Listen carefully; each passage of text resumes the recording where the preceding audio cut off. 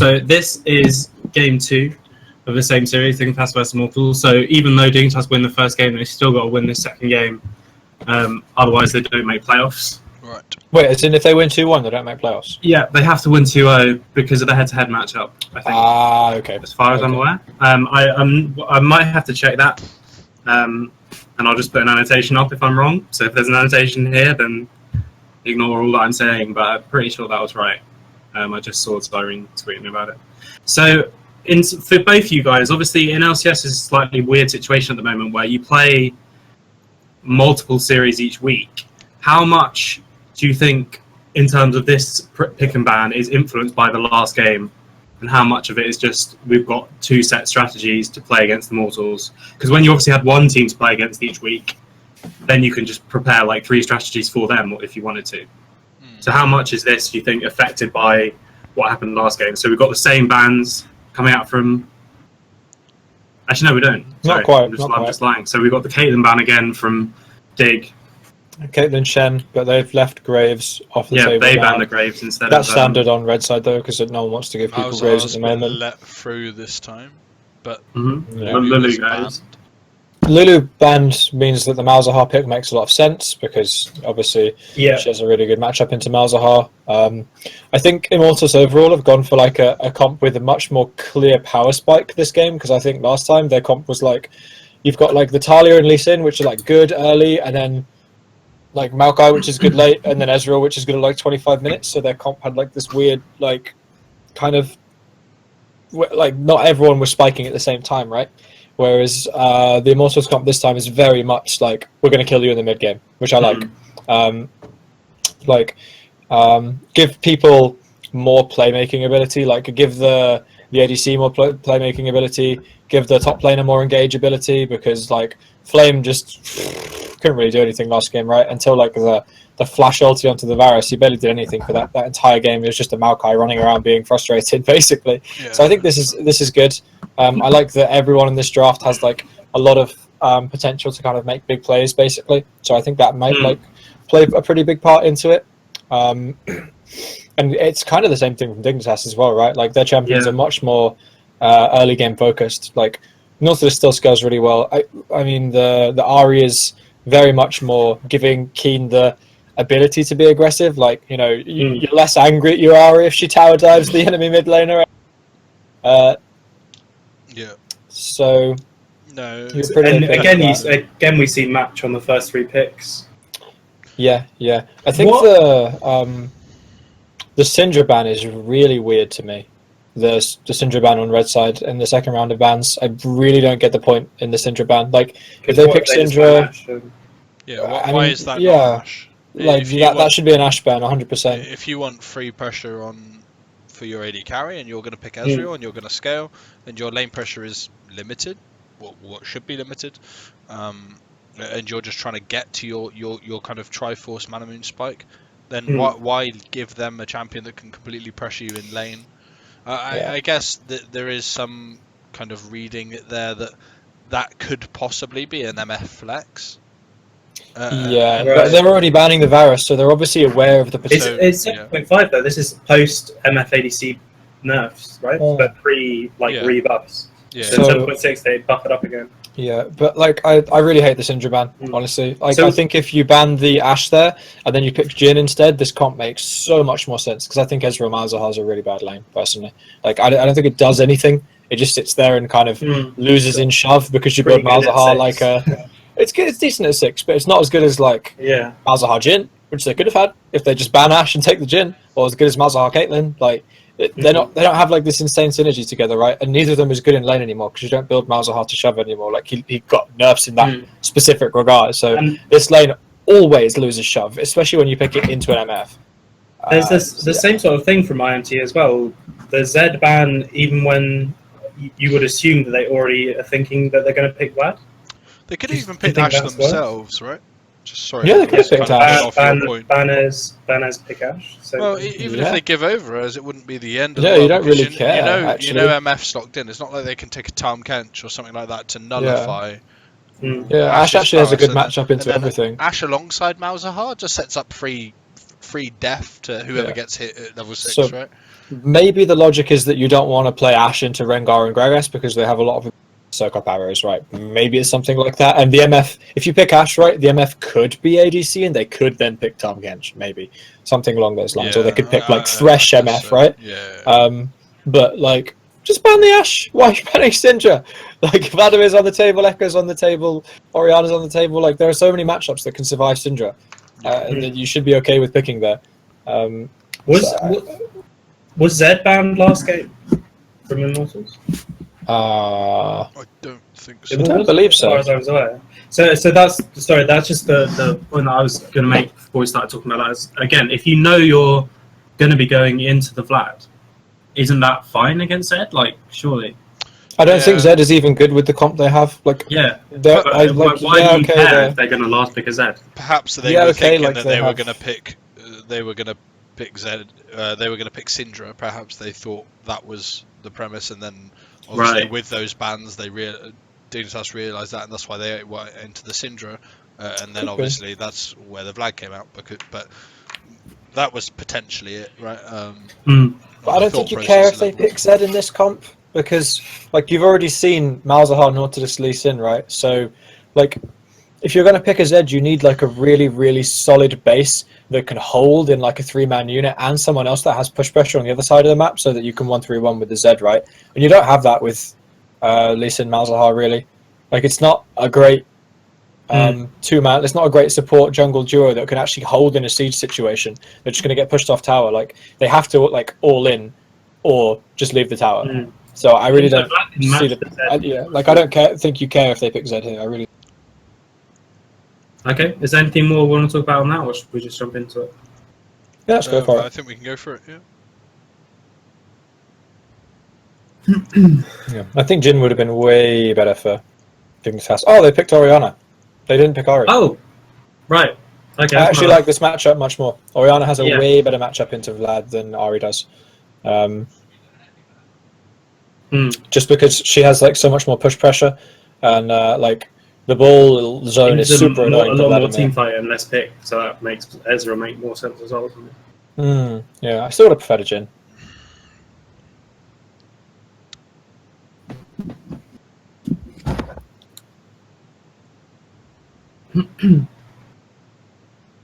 So where are we expecting both junglers to start to pressure this game, and why? Immortals has a lot of shove pressure around the bottom lane. Top lane is a tank matchup, so I'd be kind of surprised if anyone really bothered going there. Like, both teams have mixed damage profiles. They have like magic top and physical jungle, so like they're good from that perspective, but I don't think either team really has the edge in the 2v2. Maybe Dignitas has a slight edge, but personally I think when you play against Vladimir, you should always try and pressure that lane, otherwise, so that he doesn't get like a good recall off, because the way you want to play the lane is just by perma pushing the Vladimir like really, really hard until you have enough for your lost chapter, because otherwise he can force it back at 720 gold and get a Negatron and you're screwed, right? And you get like a Doran's ring in boots, and then he's absolutely fine, and he does to you what Larson did to Backlund. So I think you're fine with that, like pressuring that lane. And I think if you're Immortals, you pressure same push pressure and like a counter matchup in, which is the bot lane.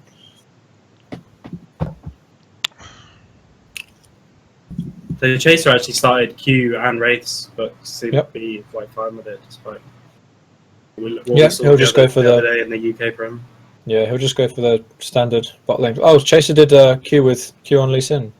Yeah. With Nautilus, it's better though, right? Because Sankas did it on blue side, so he only had a Victor pull. Whereas if Nautilus can just E the Wraiths and he can tank like a couple of attacks from them, then you're totally okay.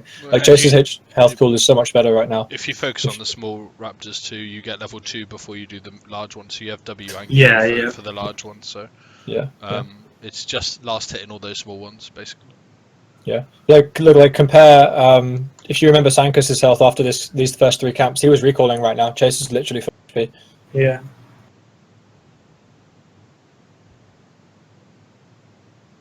So it's interesting that both decided to go ward top first, though. To me, yeah. So the reason that are afraid of a gank there. The reason that start's still worth it, despite the fact that we just said there's no reason for them to stay around top side, is just because of how efficient it is. is it not more efficient to do the like buff to buff and be able to have some pressure around bot side, considering that it's already getting pushed in? I really don't like it in this game. I think hovering topside there is super pointless, and I think that having your red buff there and then having to recall is a waste of time on your red buff, because you're not going to gank either of these two lanes.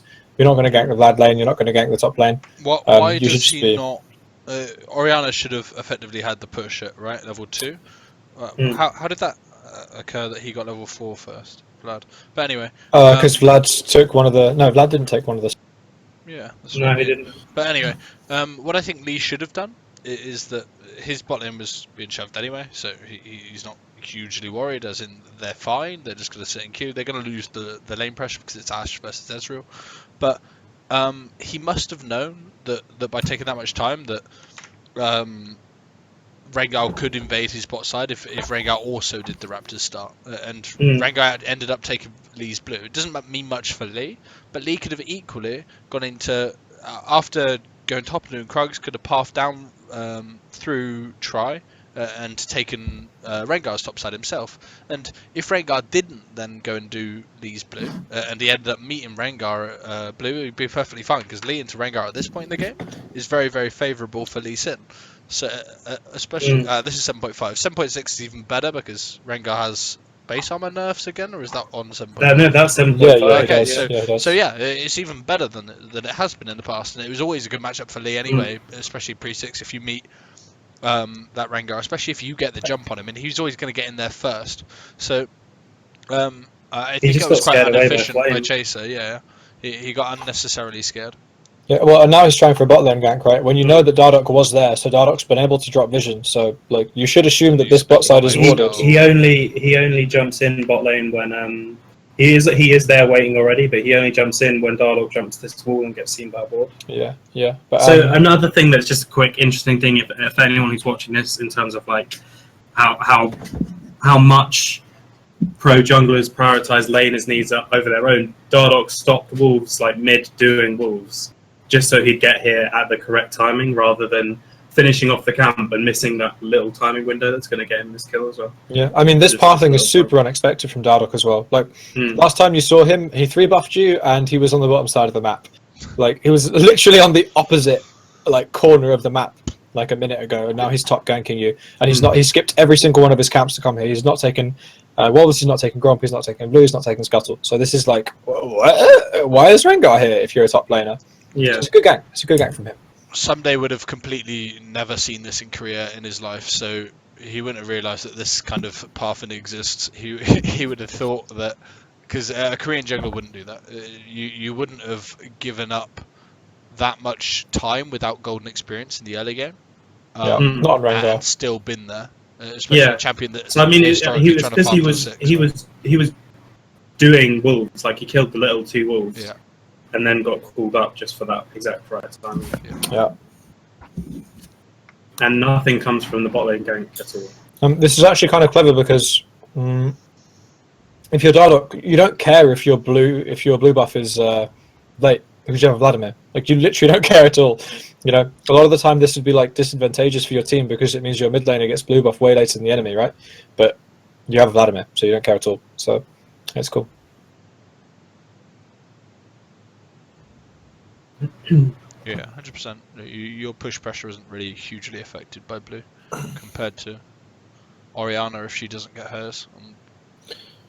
Yeah, this Vladimir's doing way too well versus the Orianna shouldn't be like behind in CS like this. The Orianna should be shoving him into tower, and she should have been able to get her by now. The fact that she hasn't recalled and Vladimir's at 40 CS is like a really big loss to her, because if they recall and she gets Lost Chapter boots and he gets Hextech Revolver, then he's like totally won the lane. How did you do that, Leeson? That's why you bring in the Korean imports, though, really. Holy crap! Interesting, very interesting. Oh. Yeah, Malzahar's out of mana. Misfortune has a really good lane matchup. Yeah, they've got such a superior bot lane. I don't actually know how Ezreal's ahead in CS. I know he's not going to be after this wave, but... I hate this bot lane. Honestly, I hate Malzahar Ezreal. I think it's so bad. I would like almost never pick this bot lane, personally. I don't think it has any real strength when it comes to laning. I don't think it's insane at like mid game, I think it's insane at team fights. I don't think the bot lane has any synergy whatsoever. I think you're just going to get bastard around in lane, and I think there are so many like good matchups that will like almost every other bot lane in the meta right now will push you if you play this, and like it doesn't have any insane synergy or insane strength. It doesn't have many good matchups. Like it just kind of doesn't lose to like super hard to most things, but you're almost always going to lose in push pressure, which is like what's important. So I don't know. I think it's really bad. Something we haven't touched on is Ignite bot lanes now too, since exhaust nerfs.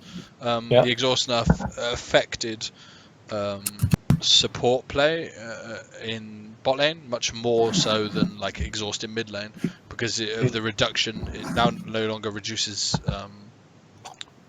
the attack speed, which is obviously most beneficial for attack speed reliant champions, so AD carries quite often, and also doesn't reduce resistances. So there's now much more option to go into Ignite into these aggressive lanes or these lanes that you can win, whereas before exhaust was so powerful that it didn't really leave you with that option to choose. And as you can see, it did look two sides of it here. It did look like Lord was caught out by that Ignite as well, so flashing away after the MF flash ignites you as well. So this is just Flame has to push up, and so Dialogue is invading in terms of setup for this, which we just hadn't covered. Yeah, and this is you saw there in terms of the outright damage difference between Lee Sin and Rengar at this point in the game. There's so much difference that it's very hard for Rengar to match these things, even though he's got to kill himself. He can't do anything against the Rengar. You drew back into the queue. That was a pretty nice queue from Chaser.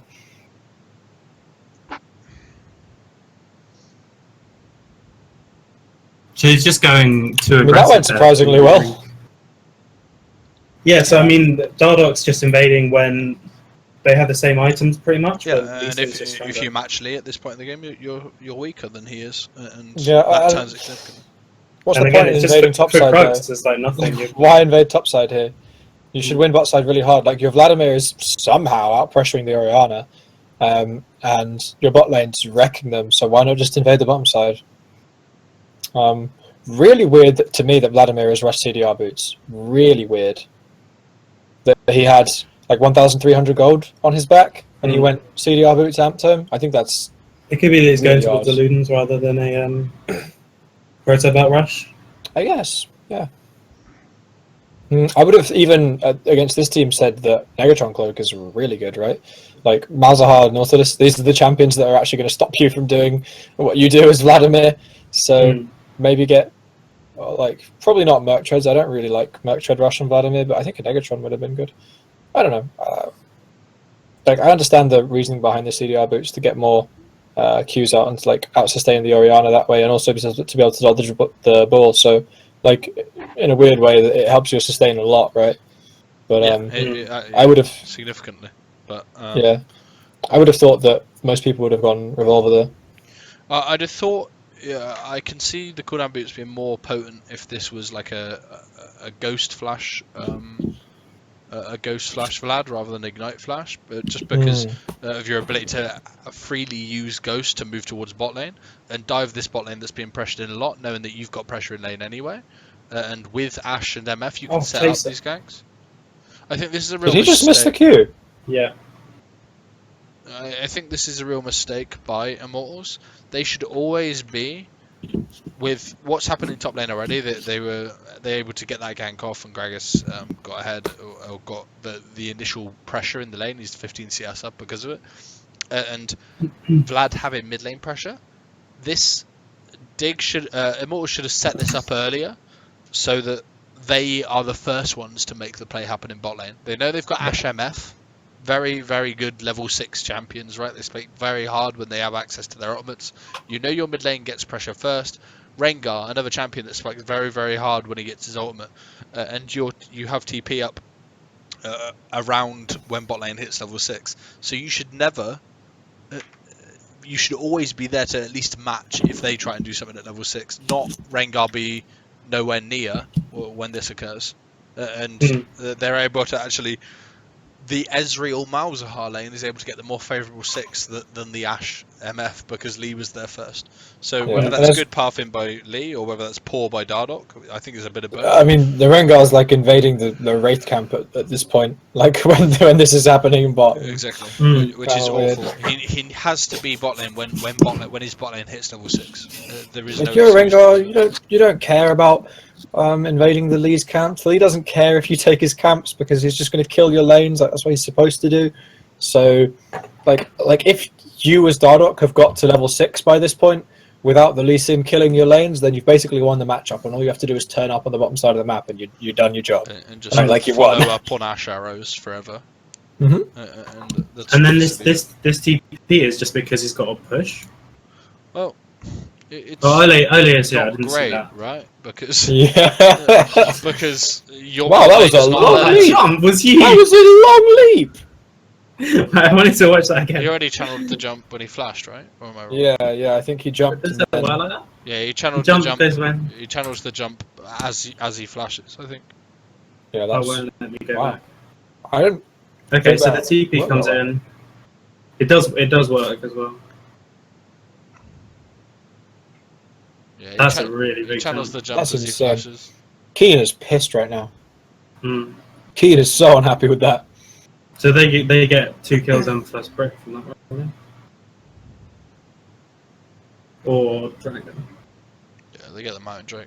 They Yeah. will get this tower anyway naturally because of the matchup and how poor that is. You don't even need to actually Yeah. set up a play to do this.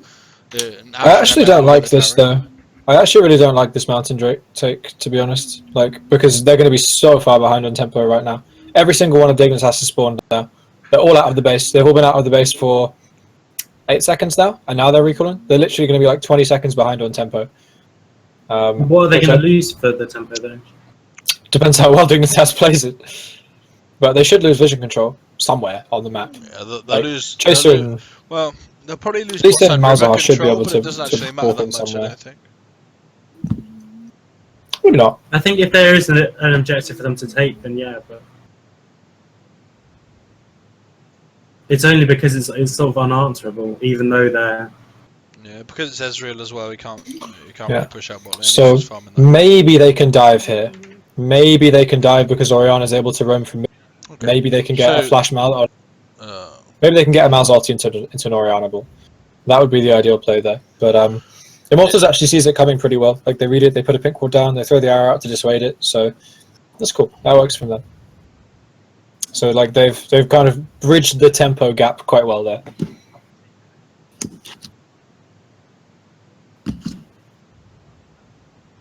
But personally, generally, I don't really like Mountain Drake that early into the game. Mm. I would delay Mountain Drake till like 15 minutes because it's way too slow. And that's about how long it takes to take rather than how useful it is early. Yeah. It's just about how long it takes because the tempo investment is enormous. That's the reason why people don't take Rift Herald, right? It takes way too long. yeah, and it takes you a lot of resources to be able to get it securely. Yeah. It's just very opportunistic. Yeah, it's the same way I feel about Mountain Drake in the early game, like 10 minutes early game. Once you get to like 15, it's fine. But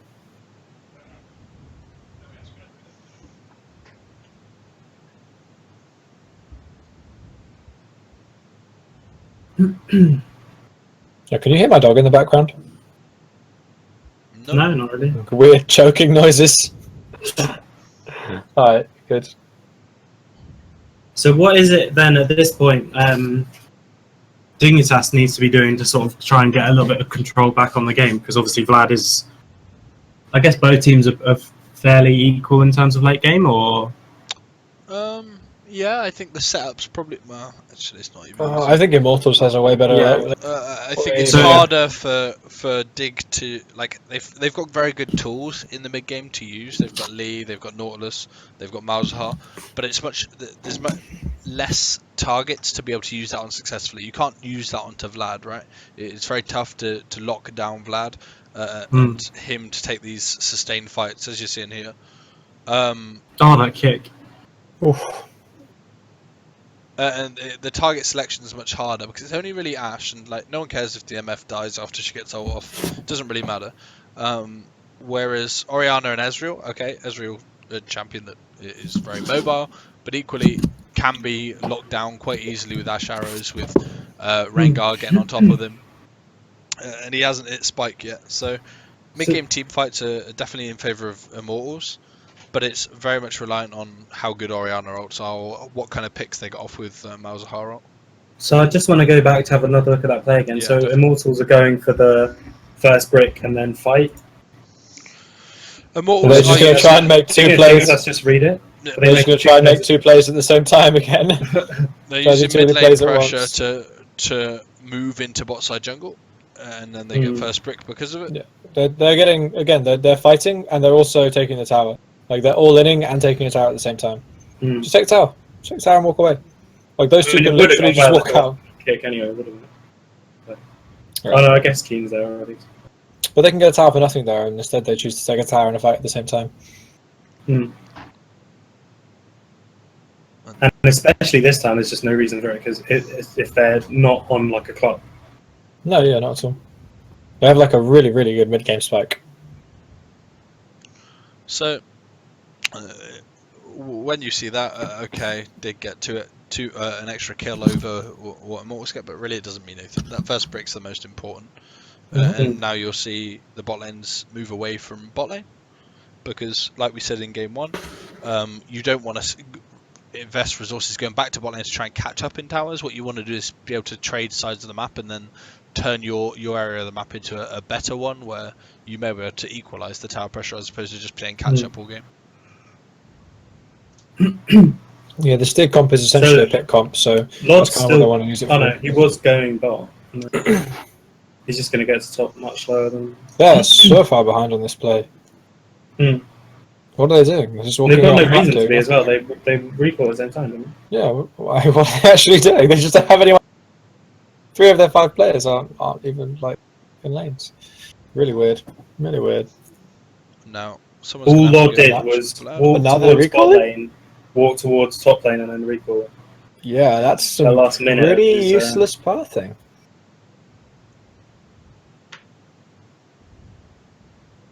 Now Keen's going to be pushed off one view.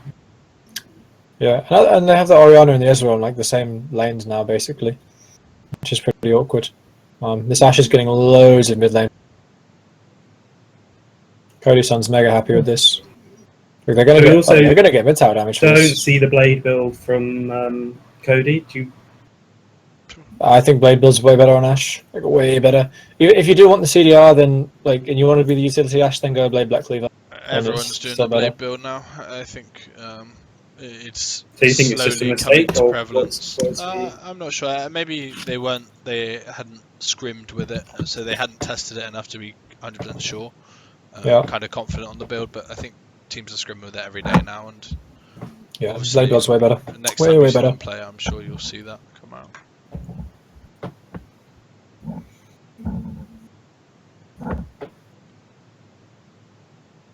So the next trick's Infernal. That's why Dardoch's positioned quite heavily here.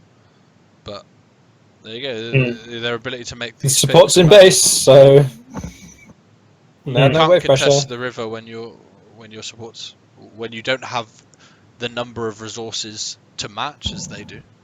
Not that that necessarily would have made a huge amount of difference to him getting flash ulted, right? That doesn't really change it, because unless he's still right next to you, he's not going to do anything anyway. But the principle being is that just as a basic macro concept, you can't contest areas when you're outnumbered, or when there's potential for you to be outnumbered. I mean, like, the idea should be that Dardoch should be hovering around mid with Ole, and Ole should help the Ashe to push out. Yeah. Okay, that goes down fine. So you guarantee they're going to get up from this fine. You guarantee the loss of Infernal when obviously Rengar gets slash ulted and dies. Why are they re-engaging? Oh, the asshole. What? Oh my god. We'll go back and watch this, including the stats up as well. But why is it that IMT are even contesting that? Is it just because it's Infernal, so they think it's like that much value? Yeah, but they just feel mega pressured to do it, and Pobelter thinks he can. They've got no chance without using. Surely they've got no chance of getting this. I guess they have they zero think they can chance of collapse getting some the kills. Drake, but perhaps they think they can win the fight. But realistically, they're wrong. I mean, Pobelter thinks this is the 4v4 because he's rotating before the Ezreal, right? Yeah. But, like, Dig just stalls out this team fight really well. He gets a pretty good ult for the exhaust. Again, the Ash Arrow hasn't hit anyone all game. Does Pobelter even... No, he doesn't even puddle there. Okay, he pulls super late. Like, his puddle does nothing. He's already ignited when he does it. Yeah.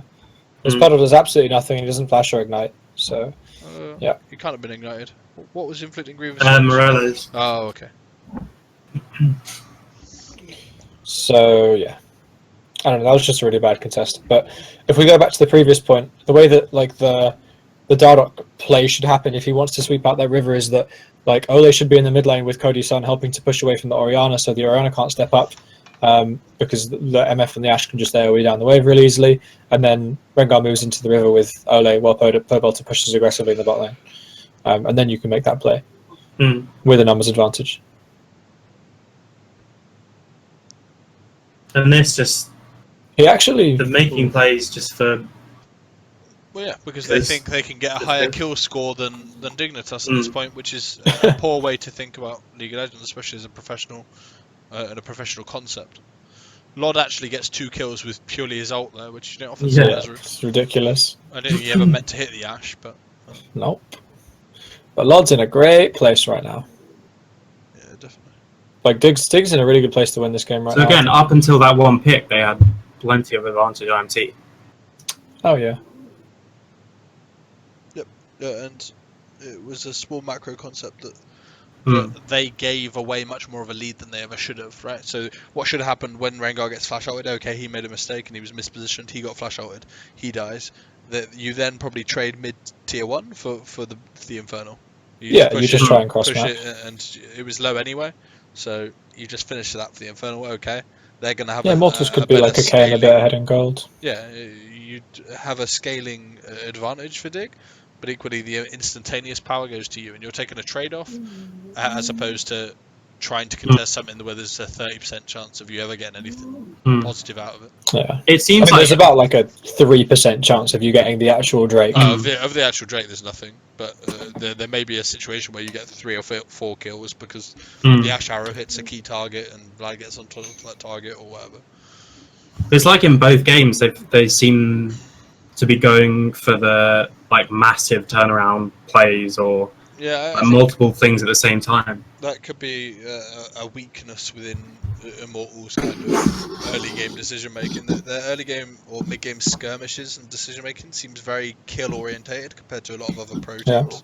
I think that's usually an indicator of very like short-term shot calling, where everyone's able to call out very easily like what they need and what they're doing, like, and the players are all like, they all understand the matchups and when they're strong, stuff like that, but there's no like overarching plan for the team, right? Like there's not a big picture plan is what it looks like to me, because they're like, you know, like, or maybe if someone is calling out the big picture plan, like, right, we're going to take this bottom tower, then people are like randomly getting distracted and like running around chasing cars, like, oh, that one, let me get a kill there, let me get a kill there, let me get this guy. Because like, they can land CC, you do. Yeah, exactly. So this is the setup then for that next fight that we just saw developing. Yep, so Nautilus no TP. Gragas is making his way to the top side of the map. You know Nautilus has got no TP. You know Gragas can answer first. You know that from Ash's positioning right now, she has much more impact than Orianna has until they move, because obviously Ashe has narrow, right? So she's got something global that she can affect a skirmish with. Vlad's hit about Spike and Negatron, so realistically, on this side of the map, it's only going to be Ezreal that's really going to do much damage to him, and that's going to be pretty difficult because Ezreal hasn't even got Triforce yet. And Rengar's ability to find picks in these areas is strong too. So. He did end up building Proto Belt and Negatron, in which case I disagree with the Ionian boots, to be honest. So it's a good setup from IMT. What is it that Dig should have done in this case to avoid what happens? Considering we already saw it goes very heavily IMT favored, I think. Yeah, you have to be passive enough to allow Dig to get Nautilus to get pressure, so that someone shows for that wave on bot lane. Yeah, I mean, they can just trade their ultis for pressure here, right? Like, Ezreal out the wave, Malzahar ulti to slow down time, Lee Sin kick someone away while Nautilus trades the tower. And maybe you can delay the tower for long enough so that they go down at roughly the same time. But, like, I don't think the Nautilus even needs to move here. So, Mouse is just really if far we up. just pause there, there's the initial mistake by Xpecial, right? He doesn't need wards in the river at this point. You know they're coming. You know they're there, or you know they're there or thereabouts. You don't need. He actually wards over the wall to where the plant is in case they plant over the wall into the river, which doesn't even make any difference. This ward that you see right here, that's just next, like to the left of Dardoch over the wall, is enough. That's enough to know if they're moving up the river, right, or if they move in to try. And that's all you need, because then it gives Nautilus an idea of how long he can stay, whereas it's actually made Nautilus, because there is a skirmish this is broken out, it's made him leave bot lane and actually walk up. And, okay, Nautilus the slowest base moving champion in the whole game, maybe with the exception, I think he shares it with Anivia, right? Yeah. But it is kind of very too much from Dig. They don't need to do this. You know this is going to exist. You know they're going to pressure this. All you've got to do is just play passive enough to let Nautilus get the cross map and just trade, as opposed to taking too much risk. And if they really want, they don't even have to commit Orianna to this play. Like Orianna's rotating up. You can just push mid. You can just be like, okay, we're losing top tower. We're going to trade. And we're going to get mid pressure as well. Like they could come out ahead of this trade because. If everyone's committed to this top play, then Orianna is way better at pushing than Ashe. And if Ashe stays around, she's going to get chunked real hard. With no flash, if she knows, then she's going to get ulted. So, yeah, exactly. The Orianna can stay mid here. You don't have to commit to this play at all. We'll just watch it out now. The same thing, like you said, with that arrow as well. Yeah, Ashe can impact the play without actually being there, whereas Ori can't until she's there. Yeah. Now Nautilus is pushing mid and Orianna's sat in the literally nothing. Like Orianna has. So now you lost your top tower anyway, which is what you were going to give up. You didn't get bot tower, and you lost a couple of kill gold. Yeah. Just because you tried to defend something you should have defended. Whereas realistically, what should have happened is Nautilus should have got bot lane. Orianna could have pushed. Maybe she couldn't have got mid, but she could have pushed 1 or 2. I mean, it's pretty low. Okay, maybe she even could, but. Okay, we'll say in an average scenario, they traded bot tower for top tower, and you don't lose any kill gold, you don't lose anything. You've got the Infernal, so effectively your damage is scaling better than Immortals. Why do you need to fight right now? You don't need this random kind of RNG stuff to hope you win this fight, to work it out. Ezreal's not a point where he can kill these people yet. He's not going to kill Vlad, he's not going to kill Rengar, he's not going to kill Gragas. This is a pre-Triforce Ezreal. So, there is no chance. Which is another reason why I really don't like the Ezreal in this comp. Like, you want to play aggressive with the Lee Sin, you want to make picks, you want to snowball, you want the Malzahar to be able to move around, just take a Jhin. Or a Blade Ashe. Yeah, just take a Jhin or an Ashe. And then you don't have this, like, weird 25-minute power spike that your team has to play around.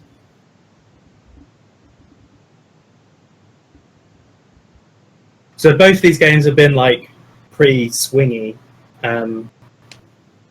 Do you think then that what the teams have to does what Dig were having to do change now that they just lost a bunch more gold, or is it still just the same thing of using the power of the Malzahar to basically just get picks on the map pretty much? I think they have to set up around mid lane now. Like Immortals is just going to try and push in for the next mid tower and then try and take Drake, right?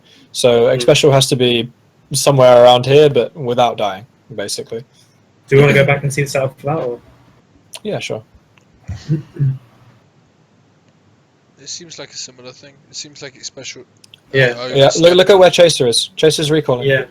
Why is he there? Why are you there? You don't have pressure anywhere. You don't have pressure in top. Your top lane is showing on a wave. You don't have pressure bot. Why are you walking into ward? Like, he might be in the right place if everyone else on his team was doing the right thing. Also with that top tower down as well. What's the right place changes? You don't own this jungle right now. You need to be in a safer position waiting to just flash ulti someone.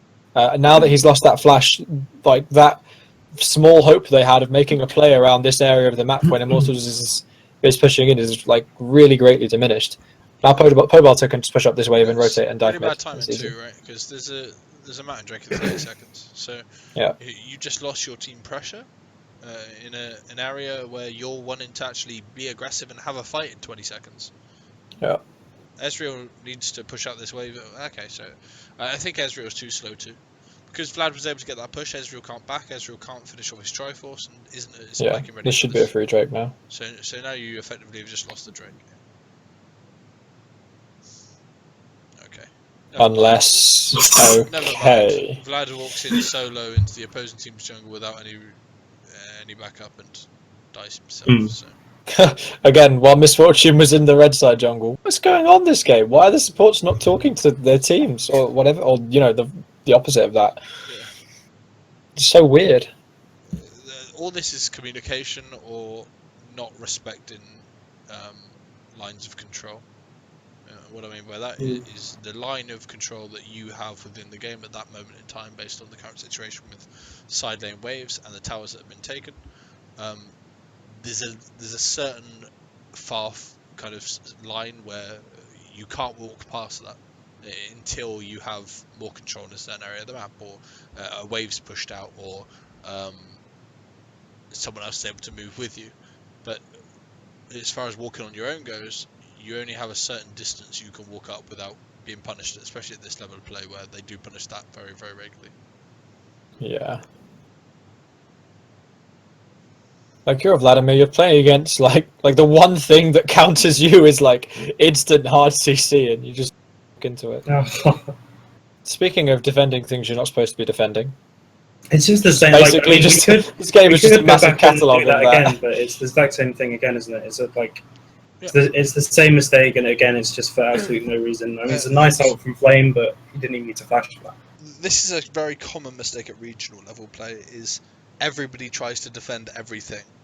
What they don't realise is that by defending it, when you have no right to defend it, you actually lose more than if you just gave it up in the first place, right? So this isn't a particularly great example of that, but Ezreal tries to defend mid-tier 1 by sitting under it by himself.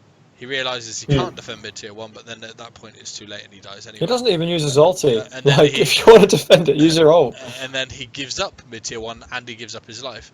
And then in a lot of other instances, what would happen is that now they've got no AD carry, and they took mid-tier 1, and because they were in a position to siege mid-tier 1, the wave's already pushing in. Then you also lose mid-tier 2 for it as well. So you lost a lot more than you ever tried to defend, which means there was no reason for you to ever defend in the first place. Yeah. At the very least, what you lose is like vision controller. That should be like the upshot of that play, basically.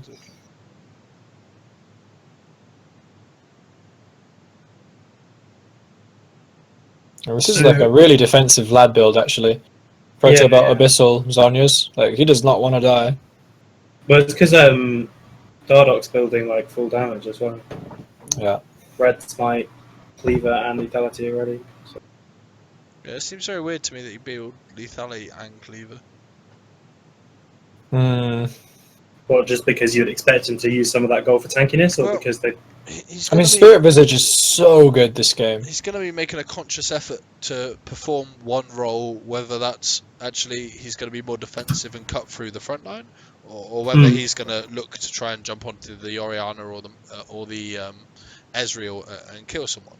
I don't think that it's necessarily going to be jumping onto the backline in this instance, and the reason for that being is because there's a Malzahar. So Malzahar is very good at countering Rengar in that sense, as much as whenever a Rengar jumps in, you click R on him and he's stuck in the middle of your backline, which all your damage is coming out of, and he can't do anything. He's immobile or immune to that. So he's probably going to act as a longer kind of based team fight, more secondary tank within his role in this. So I think Black Cleaver into QSS so that you can perform obviously still a level of damage while not getting knocked down by the Malzahar, and being able to take some of Orianna and Ezreal's damage alongside being there with Gragas. Obviously he was taking the majority of it, and putting out more sustained damage rather than the instantaneous burst is the way forward. So I don't think necessarily him going lethal. That's why I think the Black Cleave is enough, and then he should itemize into a QSS to allow him to jump in more freely, and then probably more defensive after that. Dead Man's Spirit Visage, both of these items are very good. Yeah, I really like Spirit Visage this game. I don't know about QSS because you already have like the inherent cleanse in your kit. And I think if Malzahar's ulting you, then like you're not that worried because it means that Ashe and MF and Vladimir are free hitting, so it'll be okay if you're building Spirit Visage. Like if you build Spirit Visage and Malzahar ults you, you don't really care. Maybe, I don't know. I think Either way, I agree that Magic Res is very good this game because that's all you really care about. Like, Ezreal's not going to burst you quick enough. QSS too, though, right? Yeah, exactly. While also you will eventually turn that into a more damage item too. So. True. You get an extra cleanse basically. So yeah, in terms of it's impossible to actually W Malzahar ult if you ult in because you never get full stacks off by the time you get ult. Yeah. So true. You don't ever get to W the Malzahar ult. Yeah, not if you don't like ult you immediately. Yeah. Yeah, as soon as you come out of stealth, if he presses R on you. Of course, if you've got a full spell rotation off, but then Malzahar's probably either not paying attention or tabbed out. Yeah, but I mean, in this game you have so many counts. Like you have the Gragas ulti, you have the MF who's just going to kill the Malzahar. There and ulti you, then the MF's going to kill him anyway. You have the Ashe arrow. Like, if it was going to be a lot going on, they were like when Rengar jumps in, if the team fights go properly for Immortals. So, yeah, the Malzahar ult, like, I don't feel like you care that much if Malzahar ults Rengar, personally. So the setup for this play that we're just about to watch then is another good Ashe from Cody, which forces flash, but then they use 2 ults for it. It's just because we were talking about something else, so I wanted to catch everyone up in terms of before we watch it. But I assume, somebody's in the backline already. So Nautilus base damage is very, very high at this point in the game. Ezreal's hit power spike now, so Dignitas are in a really good spot to fight. If they ever were in one, this is it. Malzahar goes down to Pobelter. He doesn't care. Pobelter doesn't die in the burst duration, so that's it. Like, if the Malzahar doesn't kill someone on this team, then you're going to lose the team fight. It's the long story short. Like, and that's kind of why I don't really like the Ezreal, because it just doesn't fit in with like the burst pick comp type thing. I think if you want to win these mid-game fights as well with this comp, that Vamp Scepter that Ezreal's got has to be an Executioner's Call in instead. Also, Orianna and Lucian still have their ultis. It's kind of awkward. Like, if the Malzahar's ulting, then where was the Orianna ulti? Really like miscommunicated. The ball got to Pobelter as the ult was going to wire off, so he was just going to pull that over. Yeah. As far as I'm aware. So they just split focus entirely. We'll see the replay here. So I mean, Cody's really chunked here. Chunked right from the start. So he's only going to be an arrow bot after this kite onto Sunday. That's why Sunday steps back. Oh, mine's just started loading. Yeah, mine was buffering a bit. Okay. It's being a bit weird. So Rengar goes onto Lord. Then MF so nice. A really good ult. MF, yeah.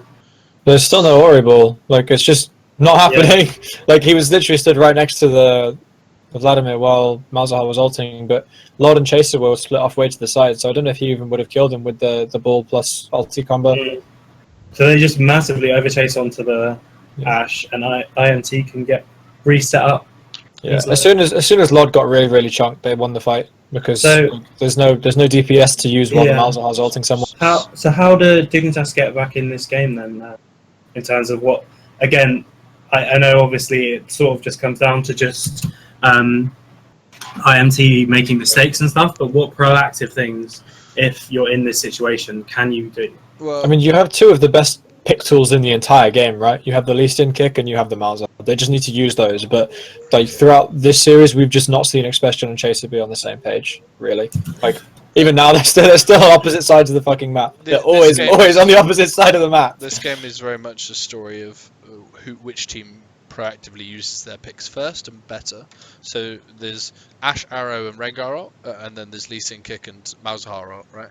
And there's 2 key tools for both teams, which effectively Immortals are using much more proactively, much more off cooldown, to try and find these more influential picks. And then obviously if you're using these tools mid-team fight, the team fight's probably already gone badly for you because the team fight started with a pick. So by the time these tools are used in halfway through the team fight, it's probably too late. And that's the type of team fights these will be. Especially the thing that Immortals have at their disposal. If they've got a lot of AoE damage alongside Vladimir, and something that's very underrated about Vladimir is his ability to increase everyone's damage when he ults. It increases everyone's damage by 10%. So it's like the antagonist of a Maokai ult, right? He reduces everyone's damage in the area, whereas Vlad increases everyone's damage. So something like a support MF ult actually does a surprising amount of damage with Black Cleaver over the course of the whole team when a Vladimir ult is down. And they've got more sustained kind of damage after the initial pick with regards to within their comp. Yeah, I think it looks like Dig is trying to team fight with a pick comp most of the time, basically. And I think it's because they are used to just playing really slow scaling comps. That's just normally what they do. That's kind of the only type of comp they've actually had success with, right? They still have no towers as well. Yeah. If this goes down, I think the game's pretty much done. Should be, shouldn't it? Because they're not proactive. I don't think they're proactive enough to play this type of comp from what we saw in game 1. Yeah, I agree. I think they've got baited into picking a pick comp because Malzahar was open. Yeah.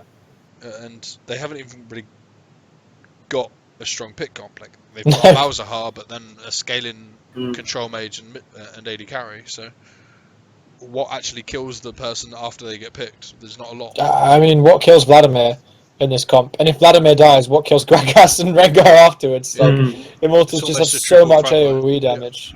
Yeah. Like they have enough like damage and CC to kill like one of these targets, and then after that you just have to deal with the rest of them, and they just kill you. Unless the Vladimir like dies completely on his own without doing any damage, I just don't see a way. Dignitas winning in the late game, and we are now in the late game because they don't know how to play early game comps. Like that's a 1-for-1, and Pobelter wasn't even here.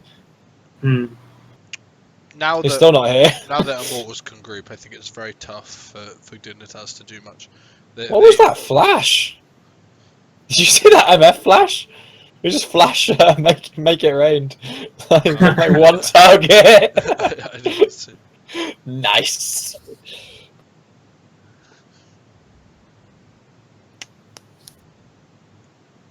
So again, Dardoch was being really, really hasty there, jumping in there. Like, why do you care about killing the Malzahar here? Why do you care? Like, you have the inhib down and you have the Baron buff. Go take their towers. If the guy's way overextended away from his team, then fine. But like, you don't need to initiate a 4v4 when you have the Baron buff. Like, if Dig wants to be stupid and fight, then fine. But although Cody's son's chunked as hell. And Pobelter's really split. What is this? Yeah, so it's very so that's just, super messy again. But Vlad doesn't die. Like, he's got more health. Vlad's got more health now than he started the fight with. If you go back slightly, like... Yeah, should we go back and watch the whole setup for that? Because that was just so... There's a point where Vlad with Zhonya's under the tier 2 bot lane, he hasn't got very much health and it doesn't look like he's ever going to survive, and then he ends up after killing them both and still having more health than he started with. Yeah. It's pretty unfortunate. Yeah, the Vladimir carries this fight really hard. But it's very hard for I mean, Immortals can just be a bit more patient to here. kill the correct targets. Yeah. And have enough time. Well, Cody's son just walks into Sunday. If you watch Pobelter right now, like Pobelter's kind of half HP, under tower with grievous wounds on him, it looks like he's guaranteed death, but... Oh, he jukes that Q, which would have killed him. No, it is the answer. He keeps sustaining off of the minions, and then he kills just Lee. Sucking up the minions. That shouldn't have been nearly, like, this close, though. Like, Cody's son literally walks into a Nautilus, like, point blank. And they just don't use any of the minion wave push. Like that mid wave that's there right now should have been killed by Immortals and should just be bashing on the inhibitor, but I'm just messing around. Pobelter gains 600 health every time he presses Q and it's empowered. Like they've had enough time with this sloppy fight that Dardoch's literally come from base to here.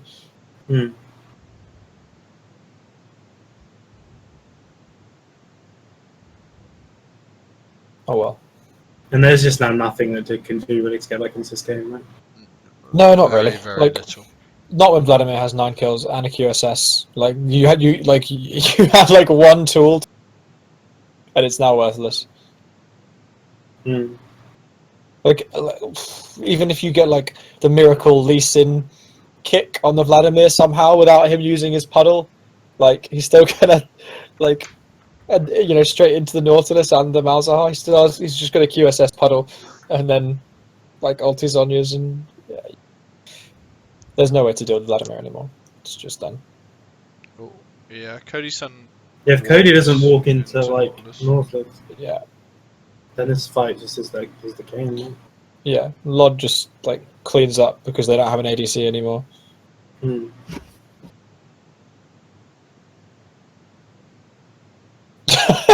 He gets another double with his ult.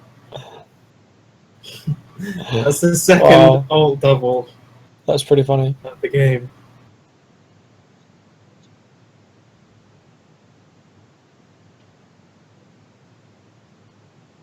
What a fun champ. Yes, very. This game was very much about like which team could create the better picks in the early game and use that most effectively. But as we've seen, okay, I'll talk after this. Okay, never mind. After this, nothing. Yeah. Someday with the Nautilus mechanics. Yeah, he walks out and then hooks the wall when his whole team was just like waiting around the corner waiting for them to come around.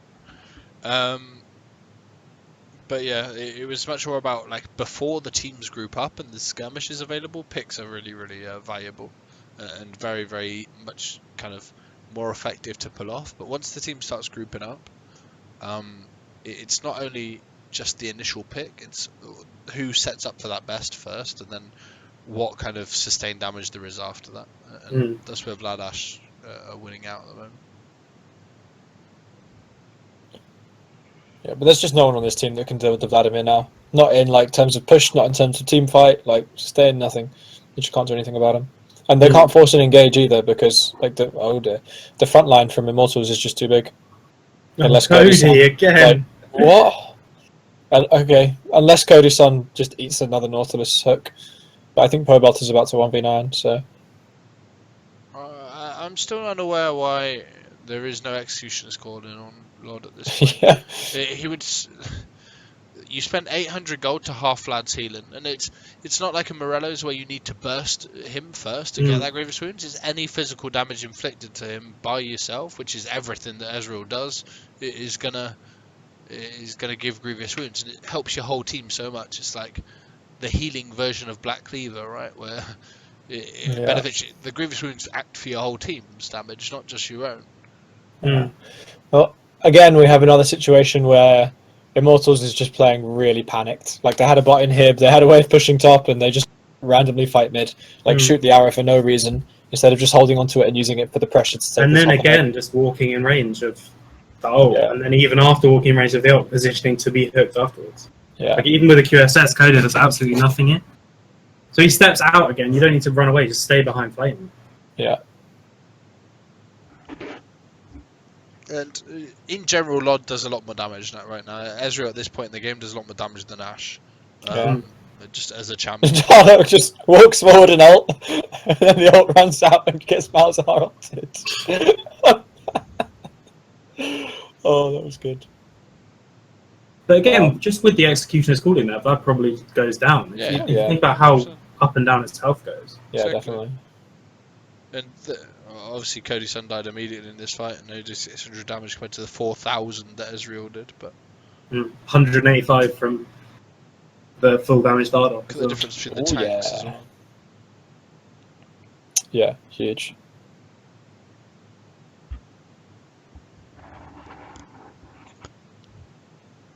So again, Dignitas seems to have already made like more plays in the last few minutes than most of that first game. It's just because they're not they can take the risk. They're just capitalizing on mistakes again. It's just what they do, isn't it? Cody's son's made huge positional errors on this Ash in this game. Yeah, he's literally standing next to Nautilus. He's getting 2v1 every single game, just standing next to Nautilus. Oh dear. Someday, when they show the replay of this fight, look how much pressure Someday gets. Like, he literally gets both. I think Vlad dies much quicker here, right? And I assume has he got Execution's calling now? It seemed like it. Vlad died so much quicker. Well, I mean, they have Elder Drake and 2 Dragon, Yeah, so they've got a Yeah, lot he's of... got, he's got it. He's got it. Oh, yeah, he's got it as well. Okay, yeah. So it's the burn and the debuff. Grievous Wounds Infliction is really, really But strong. look at Cody's, like some days playing Cody's positioning as well. Yeah. So the ults, they stand so the ult hits both of them, and then they just Yep.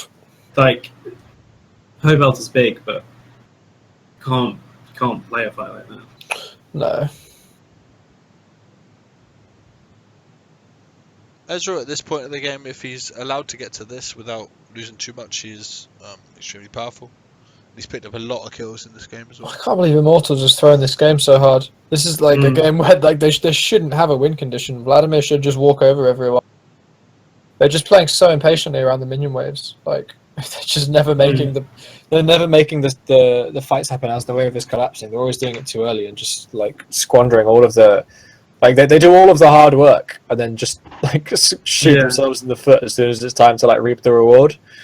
It's really it has weird been to some watch. fairly good proactive plays from Dignitas, though, right? I mean, they took that one mispositioning from Cody to transfer it into Elder, which they then transferred. But it wasn't like rubbish positioning. It wasn't like Dignitas pulling the trigger. Cody walks up and just misses an arrow. Like any top laners take that chance. Yeah, it seems like Dig don't make the play happen themselves, right? It's off the back of an Immortals mistake. Like if Cody hadn't missed that arrow, I don't think Dignitas would have like set up a TP flank or like made like some sick flash Nautilus play or had like a chaser kick from behind. I just don't see it happening.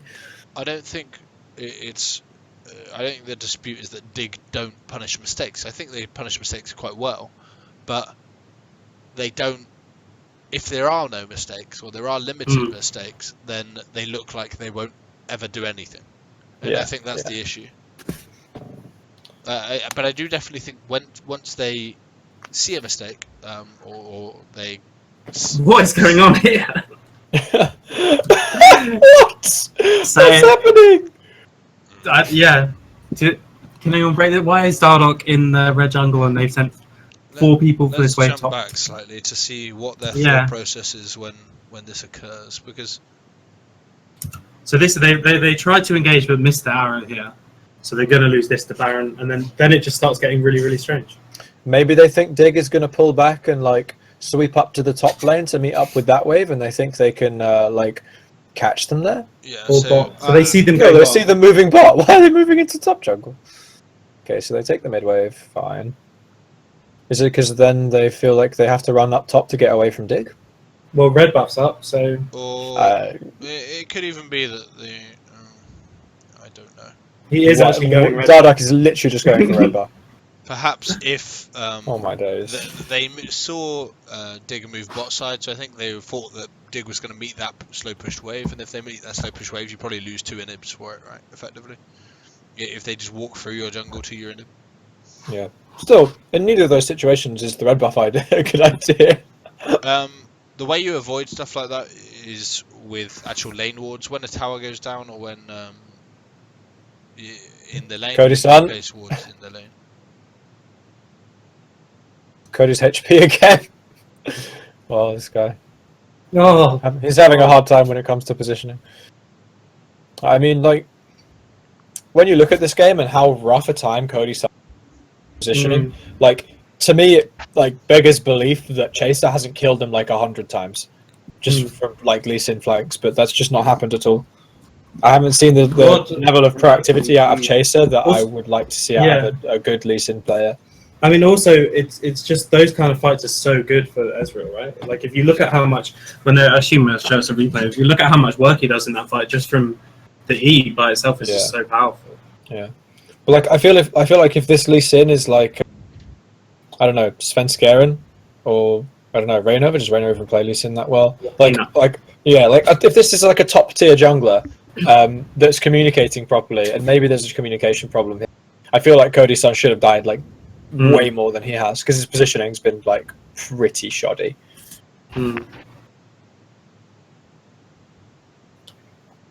See this fight. So if you look at Lord's positioning here, and So again, it seems like every single game the IMT bot lane is getting 2v1 by someone. Cody's son. Wow, Cody's son literally just died to Lod's poke Like, Yeah. he just literally took like an auto attack, a Q, and an ult from Lord and died. But again, so last fight, Sunday killed both of them, or kept them both out of the fight. This time, Lod pretty much kills both of them. Yeah. Off they or everyone else.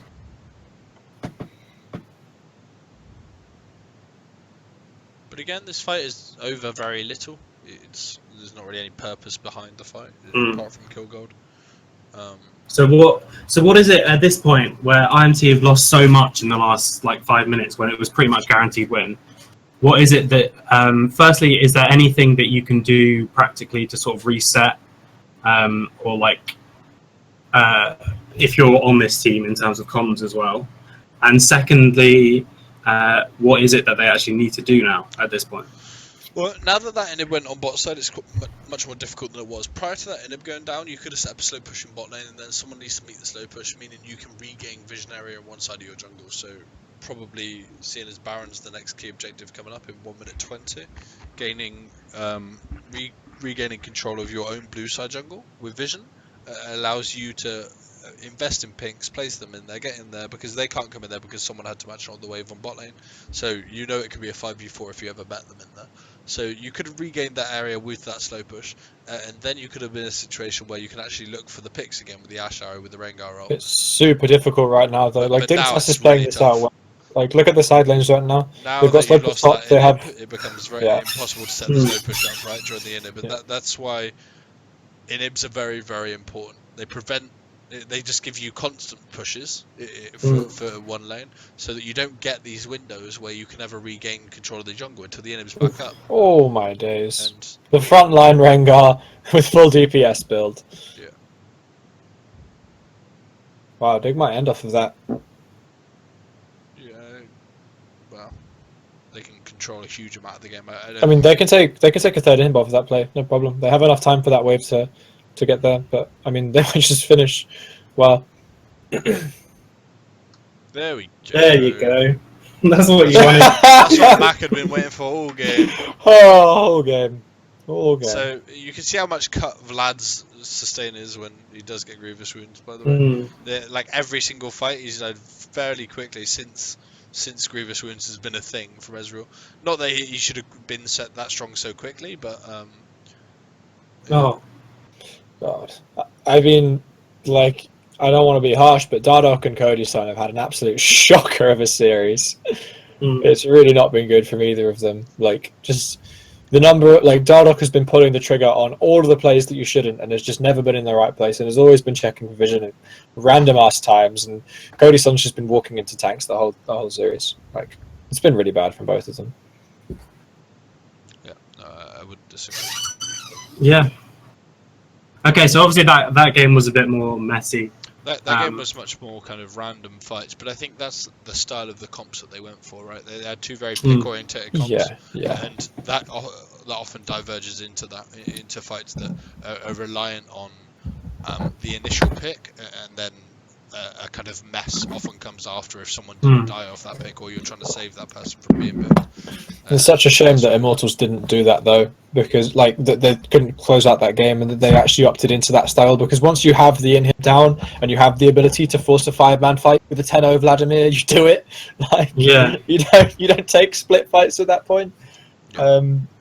It's such a simple closeout from that point. Such a simple closeout. No, I agree. I think that again, it's like if you're looking from an Immortals point of view, you'd be quite happy that they're trying proactive stuff and they're trying to make things work, but equally Dig are getting the better results because they're not doing anything, but they're just punishing, knowing that Immortals are going to make significant mistakes. And I'm not sure whether that's just that Dig have studied Immortals and they feel like that Immortals make a lot of these mistakes and have looked out for them specifically, which would be an actual strategy that they could employ within this series, or whether that's just Dig's playstyle of not being proactive at all. Because personally, if it was my team, I'd prefer them to be making the proactive moves but then not executing it properly, than them to not do anything but punish mistakes. Yeah, it's really weird. Like, it's a 2-0 series, but I feel like Dignitas. I feel like Dignitas has a lot more to learn than Immortals. Yeah. If I'm the Immortals coach, I'm like, okay, we're in the right area, like we're in the right ballpark. We just need to refine a little bit and keep our cool. But if you're Dignitas, they just don't seem to be setting plays in motion at all, and that's a really hard problem to fix because it looks just like a shot calling problem, and that's not something that develops quickly. Which is a weird one because effectively the team that made the more aggressive, proactive moves lost 2-0. Yeah. But it's not necessarily. Sometimes when you're making proactive moves, if they're the wrong moves, you're putting yourself at more of a deficit than you're actually gaining from those moves and playing into the hands of the team that doesn't do much. And we've seen that here. It was a similar trend in the UK scene with M&M. I think M&M have been a team that are very much Dignitas-esque. They don't make great macro and aggressive moves themselves, but punish mistakes very, very well. When an opposing team does make a mistake, they'll get a 10k goal lead in the next 3 or 4 minutes from it. And that's a similar style. I think it may be slightly harsh to compare M&M to Dignitas in terms of lack of proactivity, because I don't think it's quite like that. But they win a lot of their games off the opposing team's mistakes as opposed to their own correct moves. I think that's fair. Cool. So that's it for the series then.